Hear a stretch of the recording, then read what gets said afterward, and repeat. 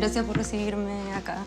Nunca había venido, así que estoy como en estado de emoción y curiosidad. Sí. Y bueno, como desde esa curiosidad, quería partirte preguntando como por un poco como...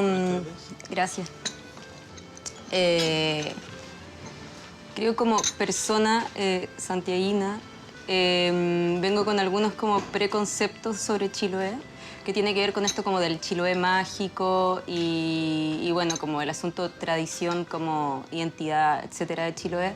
Entonces quería saber cómo te enfrentas tú con eso, si te parece que es como un prejuicio demasiado como mantenido, si se pasa la escritura de alguna forma, eso. No sé si mi pregunta fue demasiado enredada. Sí, no, enredar no, pero es un tremendo tema. El tema tradición, el tema identidad, todo eso es un tema que nos importa mucho, yo creo, aquí en la isla, sobre todo a la gente que trabajamos en cultura. Me parece que es un tema que está en crisis, toda la visión que hay sobre Chiloé. No solo la externa, que siempre ha sido como diría yo, mirada con sospecha desde nosotros mismos, ¿no? Esto de sentir que hay un afán folclorizante de nuestra cultura. Por supuesto, a ninguno de nosotros, yo creo, los chilotes nos interesa que se haga. Ha habido toda una historia de Chiloé dentro del mapa chileno en que siempre nos hemos sentido que el canal no es solamente un hito geográfico, sino que es simbólicamente una división muy grande con respecto al resto del país. Eso está claro. Y también ha marcado, por supuesto, la forma de vida de aquí, de la isla, o del archipiélago, en realidad. Así que, claro, aquí se haya respondido a todo eso de una manera diferente. Eso es lo que ha armado la cultura. Y nos ha dado, yo creo, sí, algunos rasgos identitarios propios. El hecho de vivir en el espacio territorial en que vivimos ha obligado a que las comunidades trabajen mucho en conjunto. Por lo tanto, la solidaridad es un rasgo fundamental dentro de la comunidad chilota.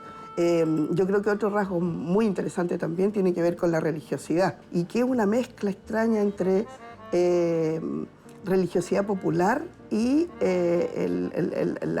la evangelización propiamente que se hizo aquí en la isla.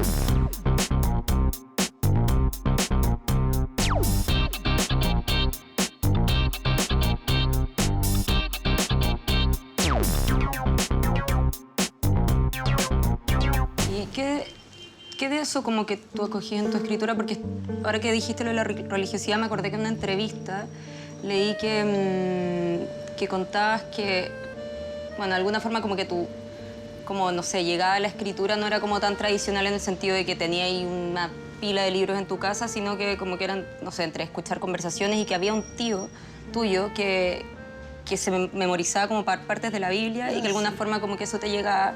Pero como de todas estas cosas que me nombras como de Chiloé, como que componen como la identidad de alguna forma, como que de eso como que lo veís en ti. No sé, dije algo demasiado largo para preguntar algo demasiado corto.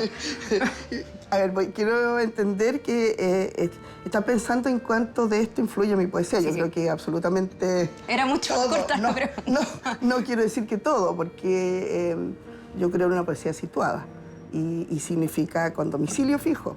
Y yo escribo desde Chiloé y permanezco acá. Vivo acá y por elección, no por accidente.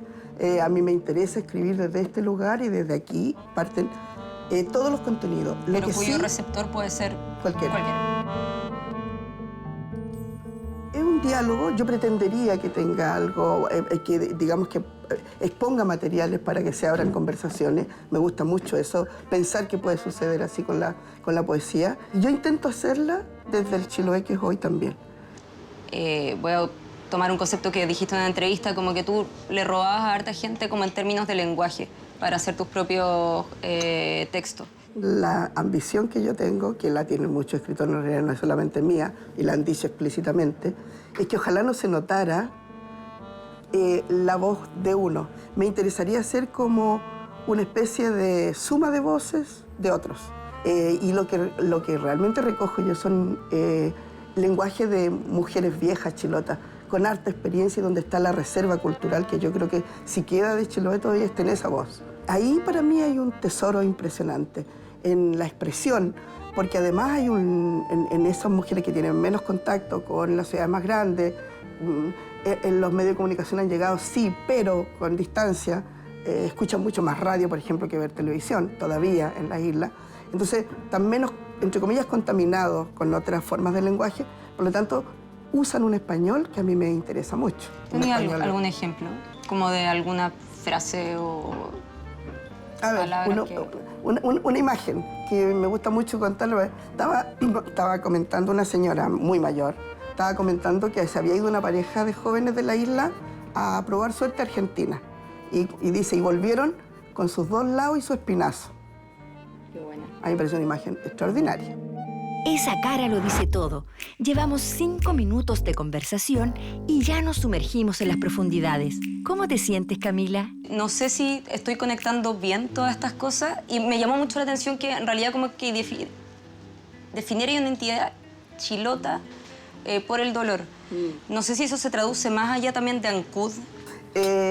A ver, lo primero que se me ocurre es pensar en imágenes que yo tengo desde que era niña.